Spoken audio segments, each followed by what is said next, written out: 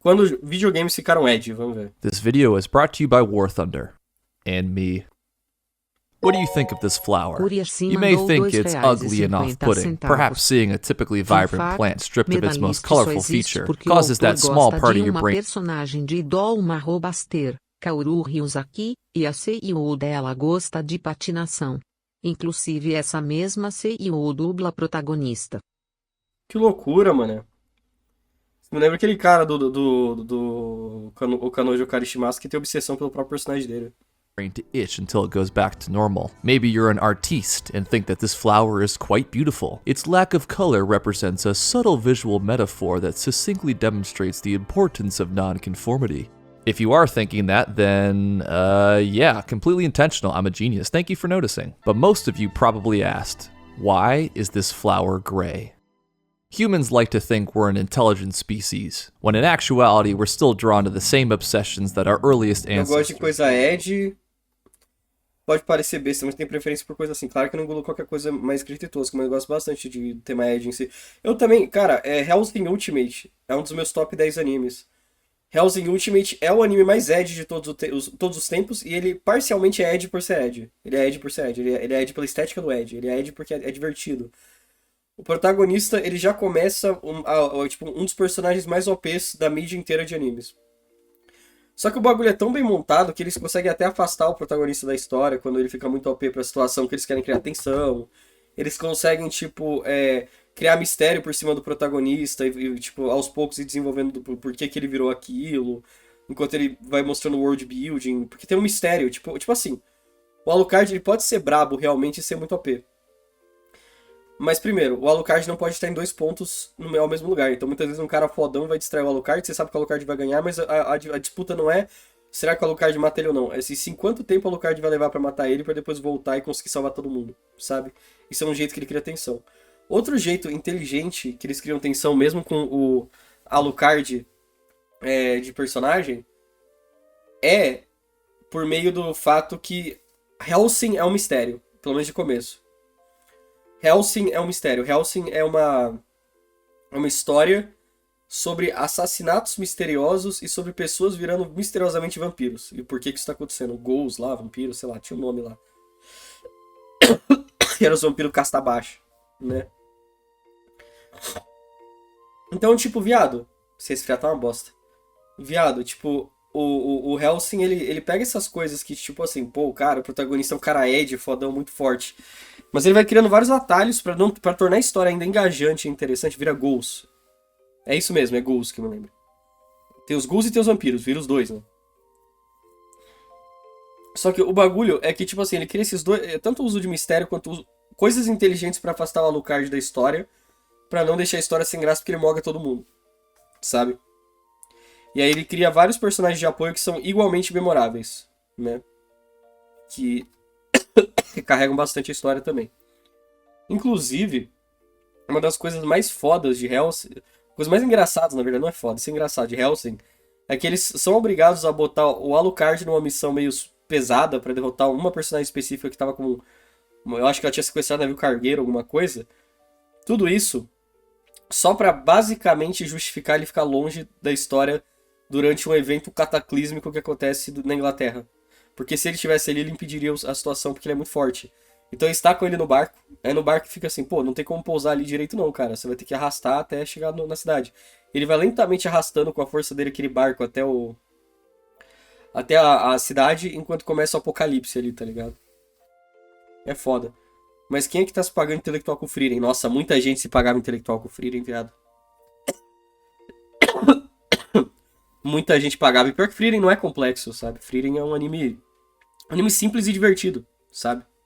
Over tasty food, lady and or man, and pretty colors. In the caveman crude times, early humans gravitated towards bright colors in nature. A beautiful color signaled to our monkey brains that this thing demands our attention. Whether that colorful attention meant a delicious sweet treat, or hey man, don't eat that flower, it made Craig poop himself to death, was a matter of trial and error. And since we mastered our environment, our obsession with color has never left. We use color for direction, to convey certain emotions, or to encapsulate a point in time. The Roman Empire during the Pax Romana was labeled their Golden Age, a time of ignorance and regression we called the Dark Ages. Pablo Picasso had his Blue Period, and in the world of video games, we had the Gray Era.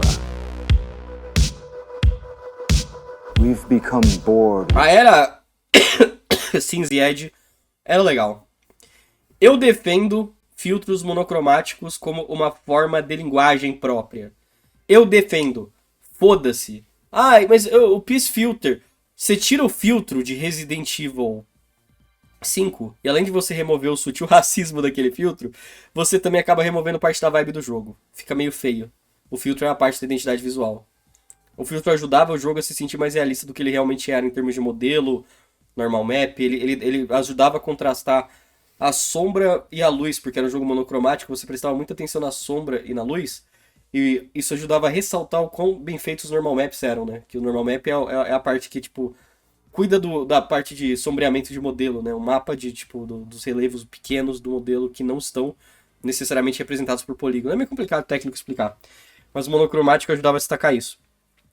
Por isso que muito jogo 360 era monocromático também, porque ajudava a destacar a profundidade de luz e sombra. No lugar de contrastar a cor, era interessante ver a profundidade das coisas feitas pelo normal map. E tem jogo como Fallout 3, você tira o filtro, deve ficar muito feio. Fallout 3 era muito legal. O filtro do Fallout... O filtro no Fallout 3 é muito legal. New Vegas ficou meio feio. New Vegas eu acho que talvez seja mais legal sem filtro, mas o Fallout 3 sem ser verde não tem sentido. Watching actors give us phony emotions. These are intense games, and many are not for the faint of heart, and they will drive console demand in the coming year. We already have graphics so realistic that you might think you are watching television. Resident Evil 5 não é racista, Serial 4 também é. Cara, quando eu digo do racismo, eu tô falando mais do fato que, tipo assim, é uma mania tacar um filtro amarelo em tudo que é país africano, em México, caralho. Tipo, não, é o país africano. Tem que ter amarelo porque é a cor de terra e tem terra no ar e sujeira e não sei o que. Tipo, uma noção de que, tipo, lá é um lugar meio inóspito, sabe? Então tem que colocar um filtrão. O México também, não. O México é um desertão, tem que estar amarelo. Como se ainda fosse o faroeste lá, não sei. Sabe? Não vou ficar comentando aqui sobre, tipo, o fato que o jogo se passa na África. Evoca racismo durante sabe, o combate dos inimigos com os bagulho e tal, porque todos os inimigos são cidadãos da África, né? E o protagonista, ele é o Chris Hadfield, um cara branco, né? Aí tem a Sheva, que é pra falar, parece o Tolkien, tá ligado? Parece o tokenismo aí, tipo, não, ó, a gente não deles não, tem até amiguinha aqui, tá ligado? Parece muito isso, sabe? Então, tipo, eu não acho que é tipo um racismo proposital, mas eu acho que tipo, é engraçado você pensar e olhar e você fica tipo, sei lá, viado. Como ninguém achou isso aqui meio estranho não, tá ligado? Não sei se você entende, não tô acusando, tipo, uau, esse jogo não pode ser mais vendido, é problemático, é ruim. Mas sim, tipo, mano, como ninguém não notou que isso aí tava meio bizarro, sabe? Code 73684C. Most of us, though, would just call it a brownish gray. A dull, inoffensive color you'd see plastered on an equally dull, inoffensive... Se passa na África, no país da África, na cidade da África. Então, cara... Você conseguiu ser mais racista que o Resident Evil 5, viado. Eu nem achei que era possível. It doesn't inspire any strong emotions one way or Brabo. the other, does it? Yet this dull color was once the most coveted aesthetic of a billion-dollar industry. The pinnacle of style for cutting... Teve americano que reclamou que se passou na África e os africanos adoraram. É porque, na verdade, essa questão de guerra, de conflito racial nesse sentido aí, é muito americano, né? Vamos ser honestos, o jeito que a gente interpreta é muito americano. É muita lógica de ser várias cidades morando, sabe, várias culturas morando juntas ali, e elas meio que se toleram, mas são comunidades separadas, então tem um conflito étnico ali, né? Agora, eu não sei como o africano vai ver dependendo do país. Eu sei que tem países que até hoje tem conflito étnico lá, mas acho que vai depender do país da África, né? Porque a África é um continente muito complicado. Já volto pra pegar comida.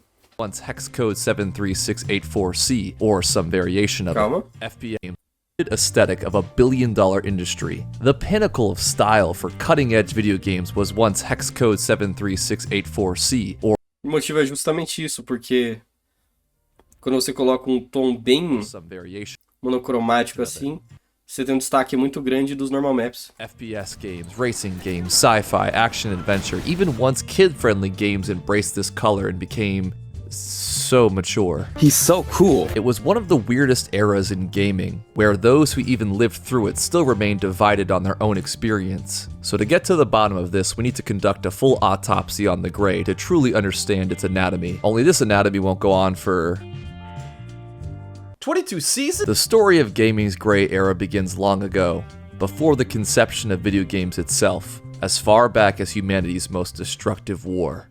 And where there is war, there is thunder. This video is sponsored by War Thunder. War Thunder is not just a game, but a lifestyle. Every day I wake up, then war my thunder by playing the most comprehensive vehicle combat game ever made. Then I boot up War Thunder for free and sponsoring this video. A grateful nation gives thanks for victory. Hundreds of thousands crowd into American churches to give thanks to God. At the end of the Second World War, the world was battered but optimistic. Humanity had paid a heavy price to end our worst conflict, but it felt like the hope of a better tomorrow was just around the corner. This optimism was short-lived. A short time ago, an American airplane dropped one bomb on Hiroshima and destroyed its usefulness to the enemy. That bomb has more power than 20,000 tons of TNT. In order to force a swift end to the war in the Pacific Theater, the United States developed weapons of unimaginable power. Future consequences be damned. When the United States dropped 2 atomic bombs on Hiroshima and Nagasaki respectively, the concept of conventional warfare became moot in a matter of minutes. Something we've done for thousands of years was now like some anachronistic black and white movie with no sound. We had entered a point of no return and a colorful new era, an era illuminated by the glow of atomic fire.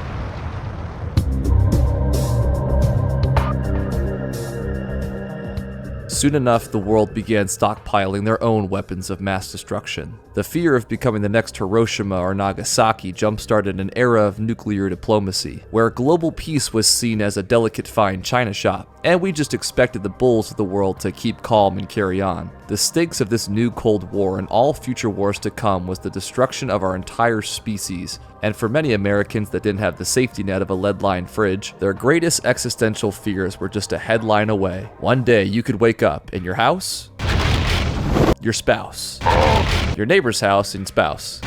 Those cockroaches infesting your old takeout box in the back of the fridge? They'll actually be lead-lined fridges, man. Obviously, death by nuke from a faraway enemy is not very epic and kinda scary. So what do you do with these complex emotions? Well, you personify all that fear into Dolph Lundgren and punch him in the face. Or you could escape from reality. Don't worry about all that nasty business, folks. Look how happy and perfect our country is. Go buy a milkshake and socialize if you're white. Yes, Timmy, you'll be perfectly fine from a nuke under this desk. Look how well it protected Craig. Why don't we invest in new advanced forms of entertainment to occupy our time? Look at these bright, pretty colors. Ooh, and not those bright, pretty colors. They'll kill you. Mediums like video games joined the rich pantheon of things we invented to keep us entertained while we ignore the fact that none of us chose to be born, yet all of us know we're gonna die. By the early 1980s, video games had evolved from a niche passion project at MIT to an actual industry, but video games as both a technology and an entertainment medium were still a novelty for most Americans. Game consoles were advertised as fun for the whole family. No, we don't need a babysitter tonight. Bye. A replacement for the TV, I guess. Or no, it's we got Pac-Man? I don't know, man. You try marketing this. Outside the home, arcades were aimed at teens and kids with bright, flashy games to suck down their quarters. Good to see some things never change. The novelty soon wore off as gaming had a totally quirky moment and went completely bankrupt. From this crash, a Wahoo-shaped phoenix one-upped from the ashes. Home consoles like the Nintendo Entertainment System further solidified the perception that gaming was just a goofy distraction for kids and teens. It wasn't seen as a serious medium for grown-ups. O vídeo tem ótima qualidade. Pô, o roteiro tá engajante, tá divertido de ver. Mas fico pensando por que ele foi tão pra trás.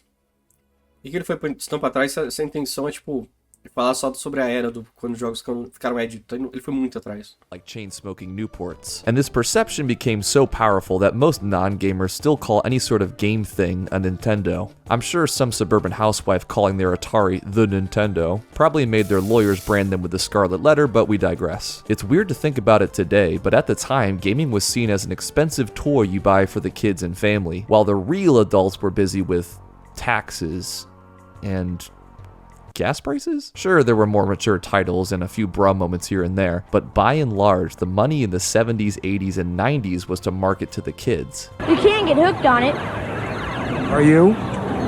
Yeah. A general paranoia of new mediums in American politics also meant that these goofy kiddie games were killing our youth. Mortal Kombat? Mario is family friendly, but he's also teaching kids how to kill. Probably like this.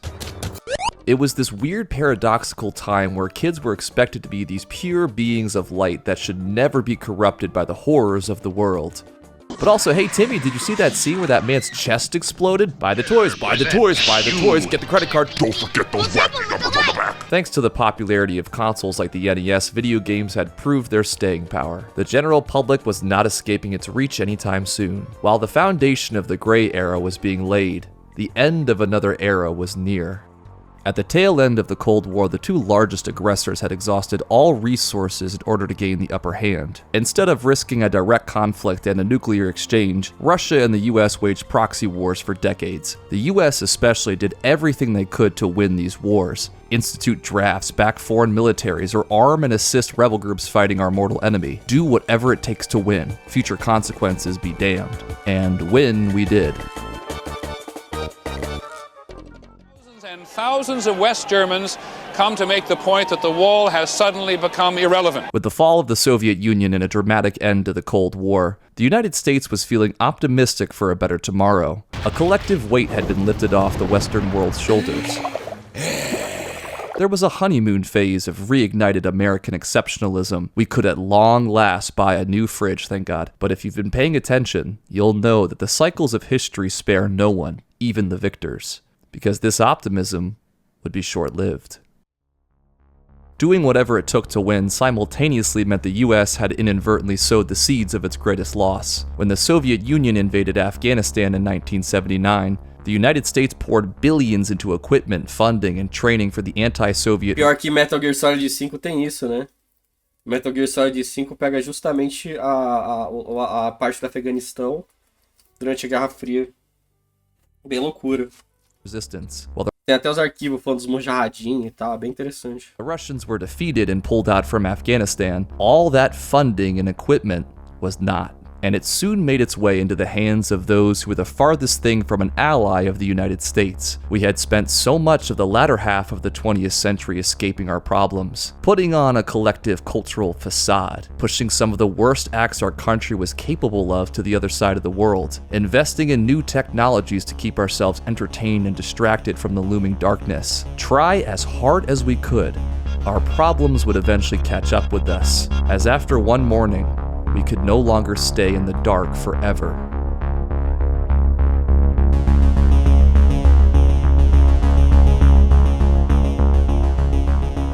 Cara, com todo respeito, quando eu era criança, eu olhava os negócios do 9/11 e eu ficava tipo, caralho, filhos da puta, derrubaram os prédios, filho da puta.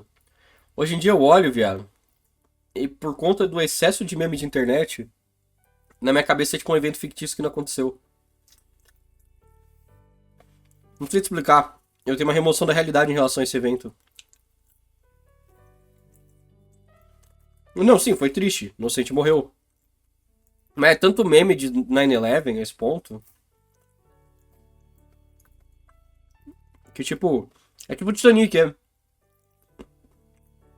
Um negócio surreal.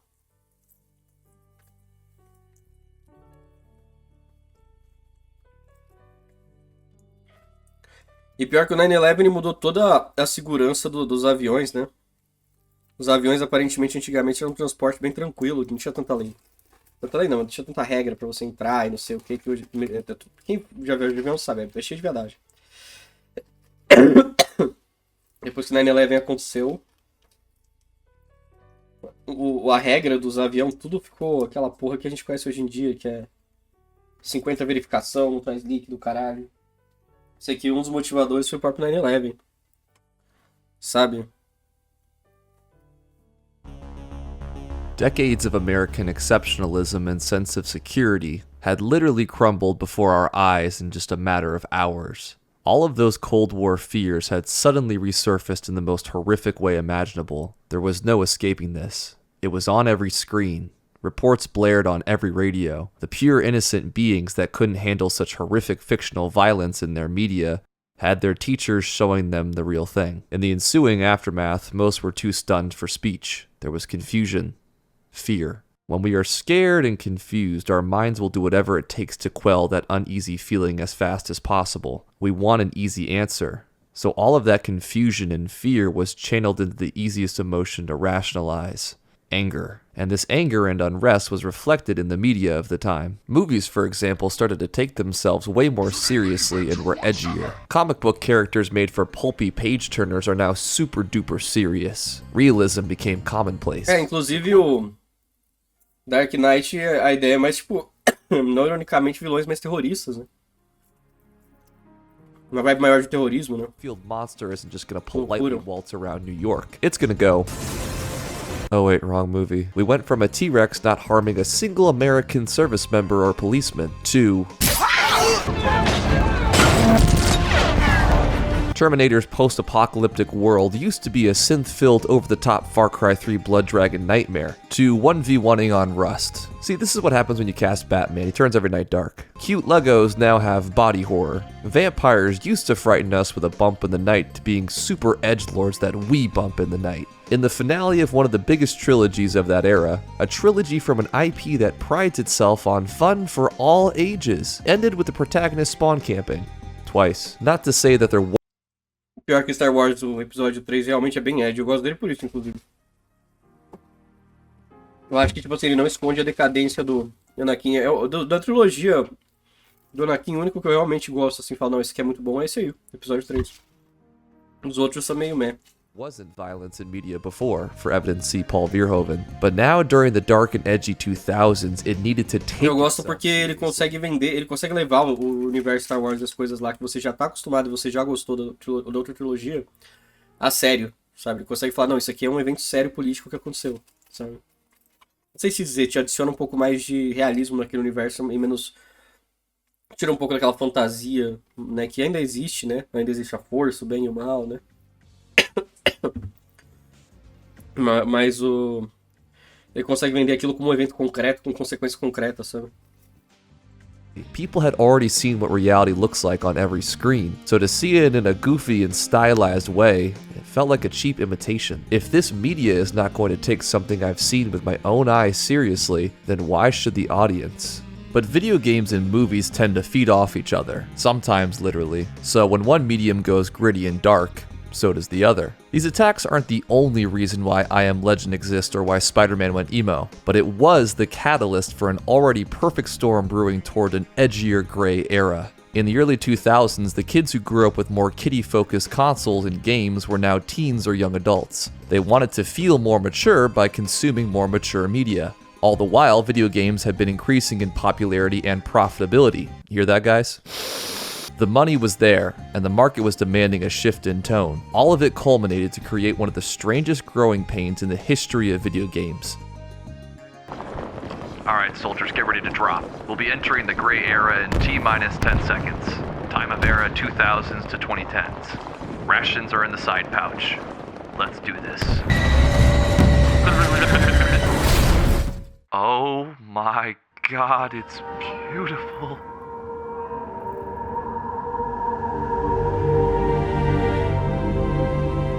Que loucura. Fallout 3 aqui, o cenário dele todo verde. Tem aura. Perdão. You've now landed in the gray era, a time where games were marked by the trifecta: desaturated colors, a serious tone, and realism. It's like the Triforce if Link only listened to My Chemical Romance. The gray era had this vibe that video games were heading in a bold new direction. In the design documents for the Xbox 360, we can see from the industry insiders themselves how they viewed this shift. Better Pera, yet, they even- como que eles we can falaram? see from the industry insiders A gente introduziu o cinza, que funciona como uma cor sólida. Representa tecnologia e sofisticação. O cinza é mais otimista, loucura. themselves how they viewed this shift. Better yet, they even outline all the various 50 shades of gray that would be used. Personally, I'm more of an Xbox chill gray, but all of my BDBECO Xbox alloy gray homies sound off in the comments. It was abundantly clear what demographics most companies were catering to now. Buy a mini fridge for college, get a free ice tray. Buy a PC for college, get a free Xbox 360. Fun for the whole family. How about fun for no family, just this dude? What was once considered cool now needed an edgy, serious rebrand, lest they be labeled as kiddie stuff. Because if you didn't fit the needed an edgy, serious rebrand, Mano, caralho. Esse jogo. lest they be labeled Esse não é um Bomberman cracudo. Caralho. as kiddie stuff. Because if you didn't fit the trifecta, then you're a little bitch baby. If you don't have this toy, people will think you wear diapers and cry all the time. JRPGs were relentlessly made fun of during the Gray Era, in part due to how different they looked from a traditional Western. O JRPG era mal visto pra caralho mesmo. Até hoje você sente, tipo, traços disso. Parando pra pensar, eu acho que o real motivo é esse mesmo. Porque eles não se levavam tão a sério, né, em relação ao visual, não queriam fazer algo realista e imersivo, onde você derrota os inimigos, né, da nação. Por cinza e o caralho. RPG, a sentiment that was echoed by many Japanese devs as well. Kojima, what do you think about that? Well, she breathes through her skin, so she needs to be naked the entire time, so it's a lore reason. Hideo Kojima's... Thanks, Jeff. Now that mature and dark was popular, family-friendly developers like Nintendo struggled to keep up. They spent the last 2 decades becoming the premier video game company, virtually saved the industry from collapse while maintaining a family-friendly image, and now they were the odd ones out. It was once again a weird paradoxical time, where now the family-friendly company was playing catch-up with what was once taboo. And during the Gray Era, they had a bit of an identity crisis. Nintendo GameCube is not for kids or just kids. Teens and young adults are going to love it. E sabe o que é pior? É que um dos melhores jogos da Nintendo nasceu justamente desse reflexo aí da era cinza, que eles queriam fazer coisa mais edgy. Que é o F0 GX, que é brabo pra caralho. E ele tem essa vibe mais edgy, apesar de ele ser colorido. Metroid Prime saiu dessa leva e é brabo pra caralho. Isso é muito jogo legal dessa época. Até o Twilight Princess, que eu ainda não joguei, todo mundo fala bem, parece um jogo legal.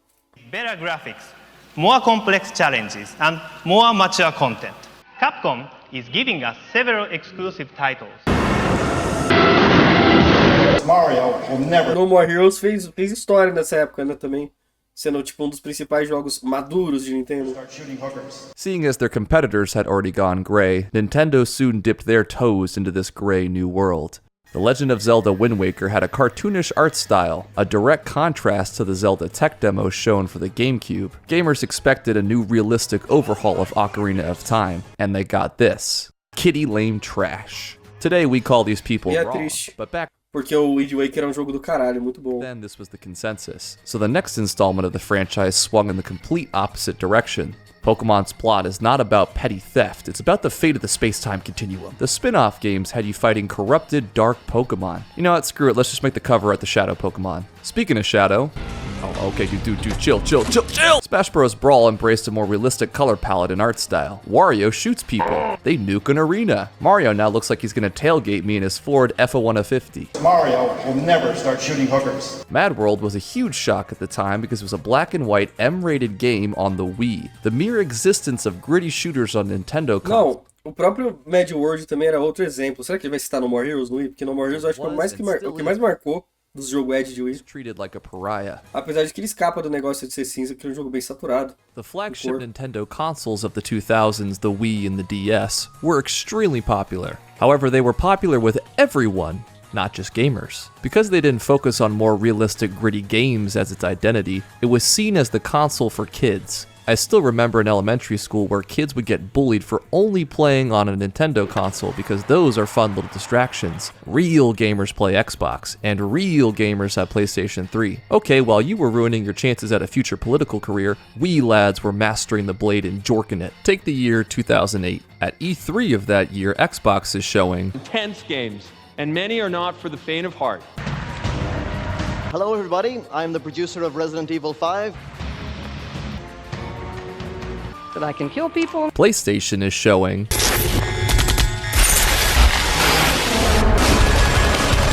I hope that you'll see here today will be enough to get your blood pumping. To a shrine auditorium rock. Hey, can we shut off the music? Can we shut it off? And Nintendo showed this.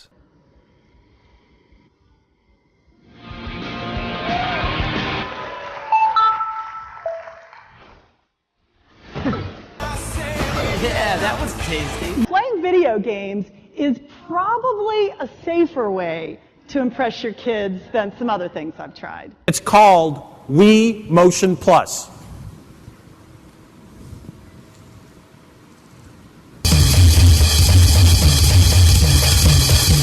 Kinda makes sense now, doesn't it? Also, a key tenet of this realism component was graphics. During the Gray era, people were obsessed with having the bestest graphics ever. Part of the reason why Nintendo consoles were looked down on was because their graphics were not up to snuff with Playbox 360. It's a focus the gaming industry has had since the very beginning. As technology improved, the emphasis on graphics gradually grew until the Gray era, where the slow growth had gasoline thrown on it. E agora, também por causa que a revolução do normal map foi um negócio absurdo, né? Tipo, eu acho que foi a última grande revolução. E ela conseguia fazer as pessoas, tipo, na época, confundirem videogame com realidade. Hoje em dia nem fudendo. Mas na época o pessoal já olhava GTA 4 e falava, como que isso aqui é um jogo? Eu acho que o salto gráfico do PlayStation 1 pro PlayStation 2, do Super Nintendo pro PS1, tipo, foi um negócio que era tipo assim. Você notava que tava crescendo as possibilidades gráficas, mas não era realista. Nem o PS2 parecia algo real, parecia uma animação. O PS3 ficou real. Você viu o GTA 4 e falava, caralho, mano, olha esse carro, aqui os reflexos, caralho, parece vida real. Eu acho que é isso que fez a demanda de gráfico subir. Por isso que muito brasileiro é viúva dessa época. A maioria dos brasileiros de papo de gráfico é viúva dessa época, pra caralho. Sabe, viu essa revolução. Zebum, e nunca mais vai rolar. R$2,50. Porque recentemente nossos... Qual o seu top 5 visual novel pela complexidade da história? Achei a história dos Tens Gatos muito completa. Eu já vou chegar. Eu falo isso depois do React, pode ser? Mas o negócio que é interessante, velho, é que, tipo assim, hoje em dia tá muito difícil de avançar mais do que já avançou, porque você vai ver um jogo, tipo um Horizon, por exemplo, rodando em real time, né, que todo jogo roda em real time, a maioria dos jogos pelo menos, né, de jogo pré-renderizado, seria aqueles FMV fudido, sabe? Aquilo já parece uma animação boa de cinema, sabe, ele tem nível disso. E as animações de cinema já são, tipo, basicamente o ápice estético, sabe? Eita, rotei, perdão. Da tecnologia, sabe? Então, porra. For the first time, high-definition graphics became the industry standard on home consoles. Better graphics means your game is more realistic looking. More realistic means more sales. Despite having to be a conscious decision by a developer to desaturate and gray the game, there were some legitimate technical reasons. No PS1 e no PS2 rodava papo? Rolava em relação ao que eles tinham, sabe? Tipo assim, caralho, isso tá mais realista que o outro. Mas ainda era um bagulho que parecia animação. Você não ia confundir aquilo com a vida real tanto. Exceto, sei lá, um Black das ideias, sabe? Mas o Black, ele já é um bagulho que já tinha um 360 quando ele saiu, sabe? Given that this was an era where gamers looked at games like this, if your game looked even slightly off, it was considered trash, meaning that developers had to get a little creative behind the curtain. To start, a lot of games during this era ran on Unreal Engine 3. A lot of games. E a Unreal Engine 3 é bem melhor do que a atual, cara. Era muito mais estável. Tinha um problema dela de renderização de textura, que todos os jogos que eram na Unreal, você notava que ela renderizava aos poucos. Tipo assim, você entrava, tudo parecia massinha no game. Passava um segundo e ficava tudo perfeitinho. E tipo assim, ele renderizava em tempo real os bagulhos, assim. Às vezes você pegava uma textura outra cagada que do nada ficava boa. Mas exceto isso, era bem consistente, com papo reto. Se o cara soubesse programar, dava pra fazer direito. Jesus Christ. Since so many developers were using the same engine, it meant a lot of games looked and felt the same, because under the hood, they were. The genetic code of gaming had been inbreeding with the same DNA. That's just so unreal to think about. One of the tougher things to do on consoles back then with Unreal Engine 3 was realistic lighting. Ironic. Many early Unreal Engine 3 games tried advanced lighting techniques that looked best in a gray environment. For example, the early Gears of War games had some interesting lighting techniques. Every character model was individually lit with its own dynamic shadows and HD bandanas. Doesn't look too bad in this one setting, right? But move Mr. Gear around in a more bright and saturated environment, and now he's all shadowy looking. So lower the saturation and gray the palette, and no, those lighting limitations are mega realistic. Speaking of realistic, you see this picture? It's got what we call bloom. Besides triggering Halo Reach fans, bloom is a real phenomenon in photography and film. Because this was now the era of realism, and bloom is realistic, keep that in mind for later. There's also better compression now. So Nossa, o Oblivion gostava de bloom, né? O Oblivion que fazia muito bloom, The Elder Scrolls Oblivion, puta que pariu. All of a sudden, games had undergone a massive leap in graphical fidelity, and developers wanted to show off all their shiny new techniques they could, not necessarily the ones they should.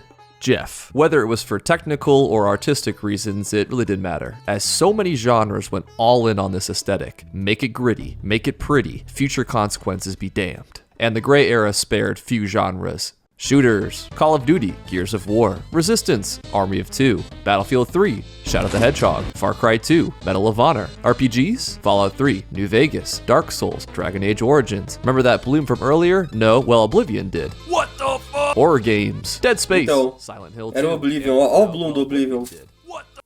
Essa porra brilhava demais. Horror games, Dead Space, Silent Hill 2, Amnesia, Resident Evil 4, Open World, GTA 4, Racing, Need for Speed Most Wanted, how about Force Unleashed, Harry Potter, Infamous, Prototype, Painkiller Redemption, Metal Gear Solid 4, Shadow of the Colossus, Shadow of the Hedgehog, Saints Row 2, let's make an entire game called Gray, Unreal Tournament 3, The Outfit, God of War, Tom Clancy End War, Batman, Sonic the What the fuck is he called? Let's make Bomberman Edge. Eu vou falar que aquele Sonic, eu acho ele meio exceção. Ele é um pouco mais cinza que a maioria dos jogos do Sonic, mas ele tem muito estágio com cor saturada. O primeiro mesmo lá, que você corre tipo num lugar que parece a Grécia, assim, pô, eu acho que era na Grécia. Era bem bonito. Why not? Kids these days love edging, right? Spec Ops The Line broke new ground, not by its sublime storytelling, but by using green. Prince of Persia, Demon's Souls, Pajama Sam, Back for Blood, Let's Invade the Middle East, Resident Evil 5. Mas eu consegui entender porque ele citou, apesar do jogo não ser cinza, o bagulho de ser um lobisomem, ter os estágios de noite e tal, até enquadra um pouco na definição, tipo, tá na mesma onda, mas não é um exemplo de jogo cinzão, porque as partes do Sonic ainda são coloridas. Tomb Raider Legends, Fallout Brotherhood of Steel, BioShock. Oh my god, he's still going? Syndicate, Ratchet and Clank Deadlock, that's kind of insane. You guys like movies? Comment below if you like movies. Make sure to include your full name and social security number. No, not every single game from this era went gray and gritty. A lot of these games were ones that wanted to appeal to a more mainstream audience. And that's precisely the point. This is what general audiences were going for. This was selling. This was considered cool. Yet the cycles of history will always repeat, as what was once... O próprio Halo, eu não consigo considerar Halo cinza. Eu consigo considerar... Halo tá nessa onda por ser um jogo de guerra. E ele é até meio, né, guerra ao terror coded, porque a Covenant era basicamente islâmicos, né? Você não tem essa sensação de que a Covenant é islâmico? É basicamente islâmico? Que é tipo um país teocrático, né?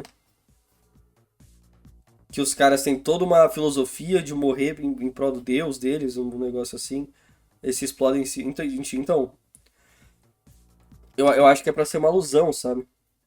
Então, tipo, ele tá nessa onda mais pelo que o jogo é. Mas ele é um jogo colorido.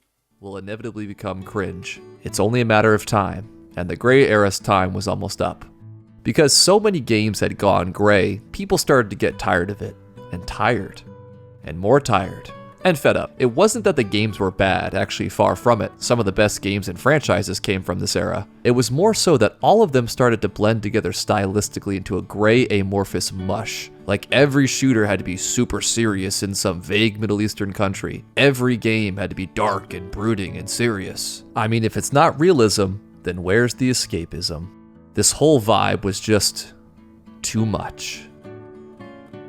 Eu acho que é isso mesmo, né? você só teve imersão porque era realista, porque no momento era difícil ter imersão num negócio mais otimista. Você precisava que fosse cinza pra você ter imersão e sentir que aquele ambiente é real. And so the memes began. Yeah, this overly used grayish yellow color. Já que o mundo tava cinza, né? O único jeito de fazer tudo funcionar é sendo cinza. Tão cinza quanto o mundo te dando a imersão de um lugar concreto, porque o lugar colorido do Mario não pode existir num planeta tão cinza. Actually not cool. It looks like piss. Thus, the piss filter meme was born. Like any porta potty at a concert, piss was everywhere. Any game that tried to go for the gritty gray yellow tint would be spammed with piss. Video essays on certain games. Piss. Great, now it's in TV shows. Ah, yes. Mexico. Even in the announcement post for this very video, piss. Would commenting piss filter onto the next Call of Duty trailer really hurt the game in the long run?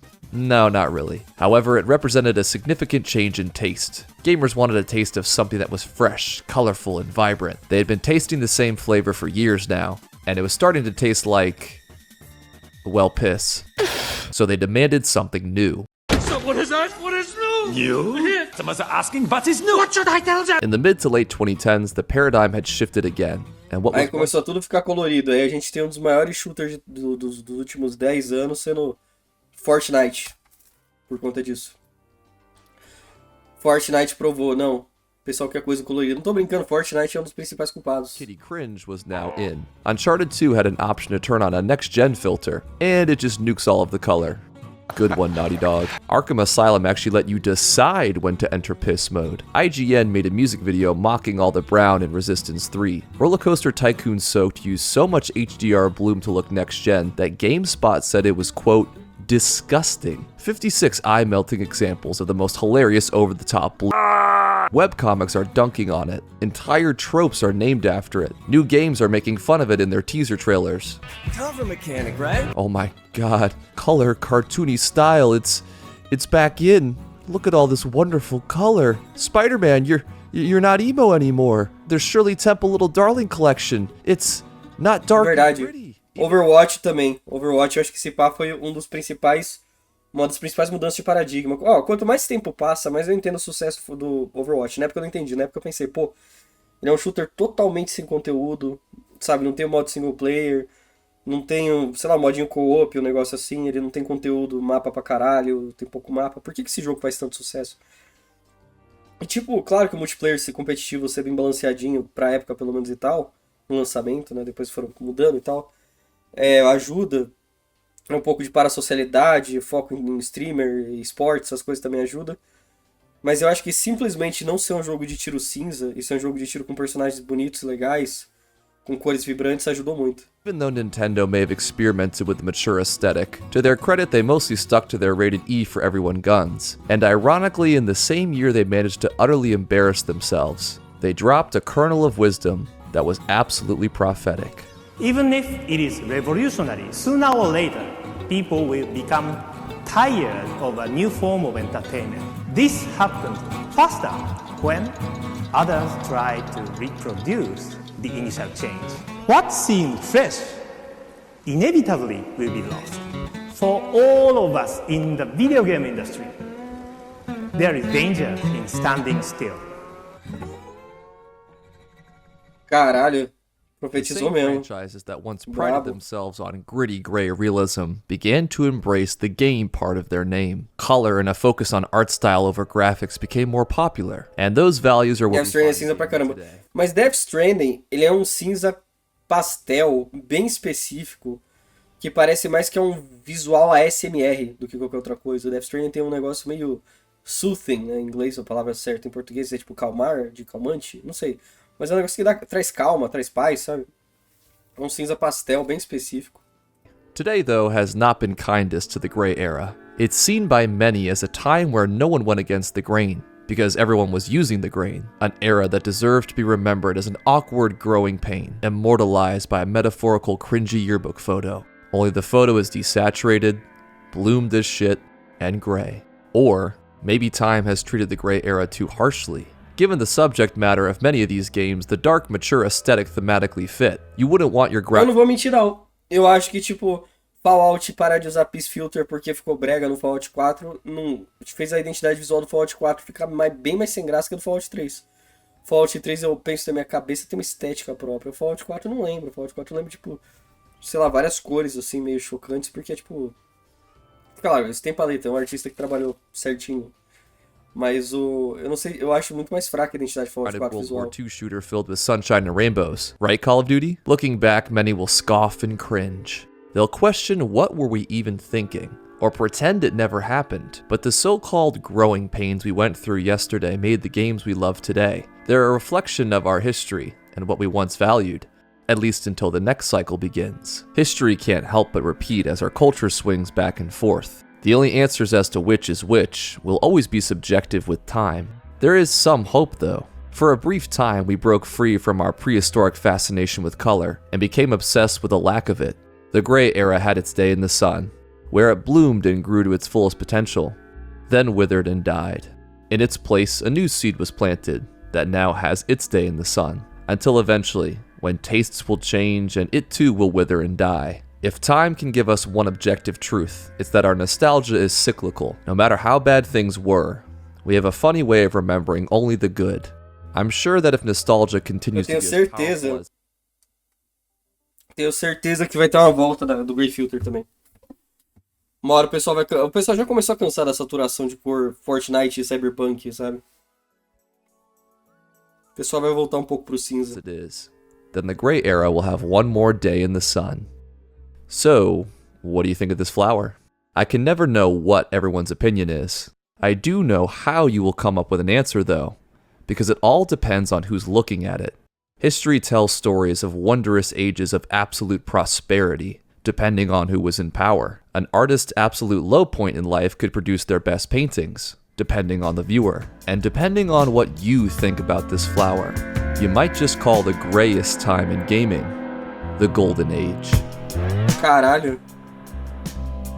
A escrita desse vídeo rimou muito bem, hein, cara. Antes eu tava reclamando, tipo, mas por que ele voltou tão atrás? Agora fez sentido com essa conclusão. Puta, que texto bom. Isso que é escrita boa de vídeo. Ele retoma algo no começo, que era parecer que era só uma gag visual, e filosofa sobre isso aqui. Sobre o fato que é muito difícil definir se a Grey Era foi boa ou ruim, porque vai depender muito da perspectiva, que provavelmente vai ter uma revisão no futuro. Ótimo vídeo.